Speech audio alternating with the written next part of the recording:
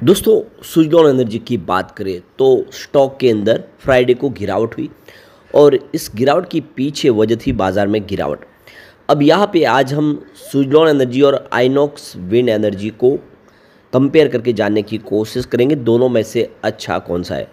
Financially भी और fundamentally भी कौन सी कंपनी अच्छी है उसको समझने की कोशिश करेंगे और आने वाले समय में क्या संभावना बनेगी उसको जानेंगे। दूसरी तरफ देखें तो एचएसबीसी ने रिन्यूएबल एनर्जी सेक्टर को लेकर लेटेस्ट रिपोर्ट जारी की है। क्या है उस रिपोर्ट में उसको समझने की कोशिश करेंगे। वैसे जियोजित फाइनेंशियल ने इसके टारगेट को बढ़ा दिया, लेकिन इसकी रेटिंग को यहाँ पे डाउनग्रेड किया, उसके पीछे की क्या वजह उसको समझेंगे। वैसे सुज़लॉन एनर्जी की ऑर्डर बुक तो मजबूत है, क्लाइंट लिस्ट काफ़ी अच्छी है। ऐसे में बाज़ार ने साथ दिया तो सुज़लॉन बेहतर करेगा, लेकिन इस समय बाज़ार में गिरावट का माहौल है और जब बाज़ार में गिरावट होती है तो हर कोई स्टॉक नीचे आ जाता है, भले ही कितना भी शानदार स्टॉक हो, रुक नहीं पाता है सुज़लॉन। लेकिन आप समझ सकते हो जैसे बाजार रिकवर होता है उस हिसाब से ज़बरदस्त रिकवरी भी देता है।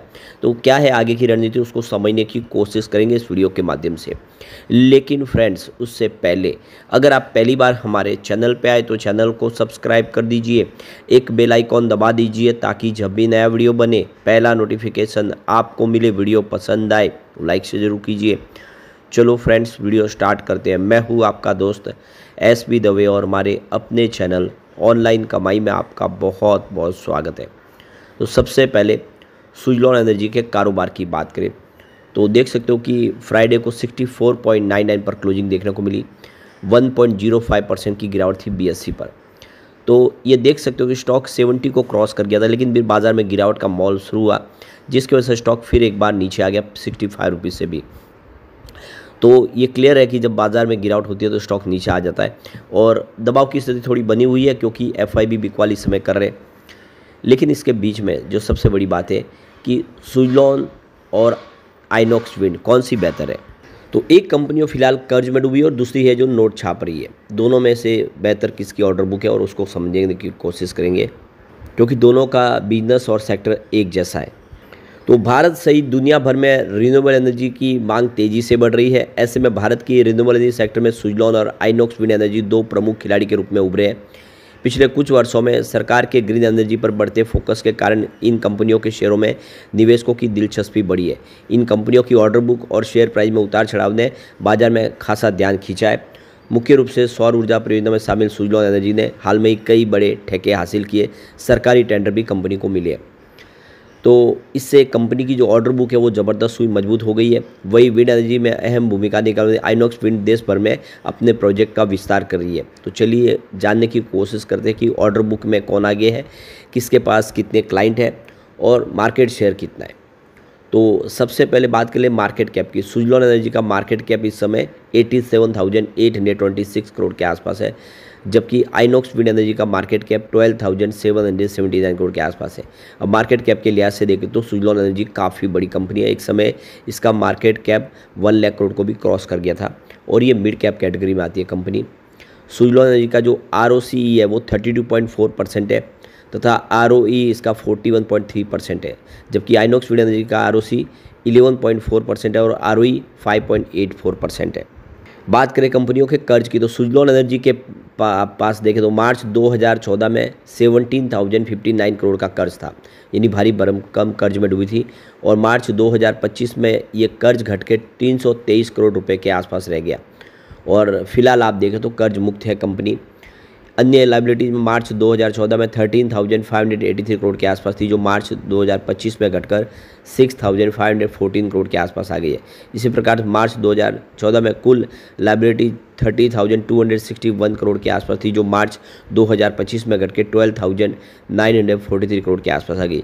यानी 10 सालों में सुज़लॉन एनर्जी ने बहुत कुछ बदल दिया, अपनी सेहत को ज़बरदस्त कर दिया, जो एक समय डूबने के कगार पे कंपनी थी। वही आइनॉक्स विंड एनर्जी की बात करें तो मार्च 2021 में इसका कर्ज 1,306 करोड़ के आसपास था, जो मार्च 25 में बढ़कर 1,500 करोड़ तक पहुंच गया। यानी एक तरफ तो कंपनी सुज़लॉन जिसका कर्ज लगातार कम हुआ, इसका कंपनी का कर्ज बढ़ा। अन्य लाइबिलिटीज मार्च 2021 में 2,782 करोड़ के आसपास थी, जो मार्च 2025 में बढ़कर 4,251 करोड़ तक पहुंच गई। इसी प्रकार मार्च 2021 में कुल लाइबिलिटीज 5,628 करोड़ के आसपास थी, जो मार्च 25 में देख सकते हो कि बढ़कर 8,795 करोड़ के आसपास पहुंच गई। तो ये बात तो क्लियर है कि सुजलॉन एनर्जी जिसने लगातार अपने कर्ज को कम किया, जबकि आइनॉक्स विंड जिसका कर्ज लगातार बढ़ गया। अब इसी को ख़त्म करने के लिए, उसमें से बाहर निकलने के लिए आइनॉक्स विंड एनर्जी लिमिटेड और आइनॉक्स एनर्जी लिमिटेड का मर्जर होने जा रहा है। दोनों कंपनियां मर्ज होगी ताकि आने वाले समय अपना जो कर्ज है उसको कम करेगी और कंपनी खर्च कटौती करेगी। तो ये फैसला मर्जर का लिया गया है। अब यहाँ पे दोनों की क्लाइंट लिस्ट को एक बार देख लेते हैं। तो सुजलॉन के पास कौन से क्लाइंट है? तो सुजलॉन एनर्जी लिमिटेड के पास बड़े बड़े क्लाइंट की लिस्ट है, जिसमें एसीसी, इसके अलावा Adani renewables, Aditya Birla group, Bajaj, GAIL, Hero, ITC, ONGC, Reliance, SBI, Tata, TVS, Vedanta और यहाँ पे एनटीपीसी जैसे अब शेयर शामिल, बड़ी बड़ी कंपनियाँ शामिल है। दूसरी तरफ आइनॉक्स विंड एनर्जी की बात करें कि क्लाइंट लिस्ट की बात करें तो आपको यहाँ पे Tata power, Adani power, NTPC, NHPC, PTC India, oil India limited और क्वांटियम आदि ग्राहक है इसके। तो आइनॉक्स के मुकाबले देखें तो सुजलॉन के पास क्लाइंट ज़्यादा है, लेकिन क्लाइंट उनके पास भी अच्छे हैं। अब इसकी रिटर्न की बात तो यहाँ पे सुजलॉन के शेयर ने पिछले एक महीने में 12.83% का पॉजिटिव रिटर्न दिया है, जबकि आइनॉक्स विंड एनर्जी की बात करें इसने पिछले एक महीने में 8.50% का रिटर्न दिया है। तो दोनों को कंपेयर करने से आपको ये समझ में आएगा कि इसमें सुजलॉन बेहतर ही है। प्रॉफिट लॉस के मामले में देखें तो यहाँ पे मार्च 2023 में कंपनी का 660 करोड़ का प्रॉफिट था, जो 24 में बढ़ के 2072 करोड़ तक पहुँच गया है। यानी कंपनी का जो प्रॉफिट है साल दर साल तेज़ी से बढ़ रहा है। आइनॉक्स विंड की बात 2024 में कंपनी का 91 करोड़ का लॉस था, मार्च 25 में कंपनी को 425 करोड़ का प्रॉफिट पहुँचा है। तो आइनॉक्स विंड ने भी बेहतर किया, वो भी कंपनी लॉस से प्रॉफिट में आई है, लेकिन सुजलॉन के मुकाबले अभी भी वो पीछे है। तो ये सारी बातें साबित करिए कि सुजलॉन ही बेहतर है दोनों में, और सुजलॉन का मैनेजमेंट जिस तरह से कोशिश करा उसका फ़ायदा भी देखने को मिलेगा। यहाँ तक कि जो विंड एनर्जी सेक्टर से संबंधित जो अलग अलग जो संगठन है उसकी जो चेयरमैनशिप भी सुजलॉन के पास ही आ रही है। ये भी एक बड़ी बात है, उनके अनुभव काफ़ी पुराना जिसका फ़ायदा उनको मिल रहा है। अब जो बड़ी एक रिपोर्ट निकल के आ रही है वो है यहाँ पे HSBC की तरफ से मई महीने की जो रिन्यूएबल सेक्टर के पावर जनरेशन में 17% की जंप दिखा रही है। तो HSBC की जो रिपोर्ट है ये कह रही है कि मई महीने में जो पावर जनरेशन है इंडिया की, उसमें रिन्यूएबल सेक्टर की जो योगदान है उसमें 17% की जंप देखने को मिली है, और यहाँ पे जून के 10 दिन में ही 19% की जंप देखने को मिली है। यानी जैसे जैसे इस समय आप देखें तो बिजली की खपत बढ़ रही है क्योंकि गर्मी है, तो उस हिसाब से यहाँ पे रिन्यूएबल सेक्टर का योगदान भी बढ़ रहा है। लास्ट ईयर अगर आप देखें तो मई महीने में 13-14% के आसपास का ही रिन्यूएबल का योगदान था, ये जो भी इस बार 17% तक पहुंच गया है। तो ये क्लियर है कि इसमें आप HSBC की जो लेटेस्ट फ्राइडे की रिपोर्ट है उसमें कि इलेक्ट्रिसिटी कंजम्पशन में रिन्यूएबल का योगदान बढ़ चुका है। तो यहाँ पे गवर्नमेंट ने भी अपनी जो पॉलिसी लाई उसका फ़ायदा देखने को मिल रहा है। सरकार इस समय स्टोरेज के ऊपर फोकस कर रही है, बैटरी स्टोरेज के ऊपर टेंडर जारी किए जा रहे हैं, जिसकी वजह से भी यहाँ पे निवेशक है इस तरफ आने लगे। इसके अलावा सरकार ने गैप विजिबिलिटी फंडिंग स्कीम लाई है, $54 बिलियन का यहाँ पे रुपीज़ का यहाँ पे निवेश किया जा रहा है, जिसमें 30 गीगावाट की बैटरी स्टोरेज प्रोजेक्ट इसके तहत लगाए जा रहे हैं। तो ये सारी बातें हैं, ये इससे इसका फ़ायदा अब देखने को मिलने वाला है।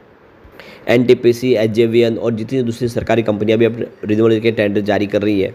इसके अलावा सरकार ने इंटर स्टेट ट्रांसमिशन चार्जेस को भी माफ़ किया हुआ है, अभी तक उसका भी बेनिफिट देखने को मिला। जो प्रोजेक्ट है उसके ऊपर चार्ज अभी नहीं लग रहा है। तो इन सब वजहों से अगर आप देखें तो इस समय ये आने वाला जो समय है वो रिन्यूएबल सेक्टर के लिए काफ़ी शानदार हो सकता है, और ऐसे में हम कह सकते हैं कि आने वाले समय में सुजलॉन बेहतर कर सकता है, एक अच्छा लॉन्ग टर्म का खिलाड़ी दिखाई दे रहा है। लेकिन फ्रेंड्स, कोई भी इन्वेस्टमेंट करने से पहले अपने फाइनेंशियल एडवाइजर से एडवाइस ले ले या अपना खुद का रिसर्च करें, क्योंकि मैंने वीडियो आपके एजुकेशनल पर्पज़ के लिए ही बनाया। वीडियो पसंद आए तो लाइक से जरूर कीजिए और चैनल को सब्सक्राइब कर दीजिए। Thank you friends.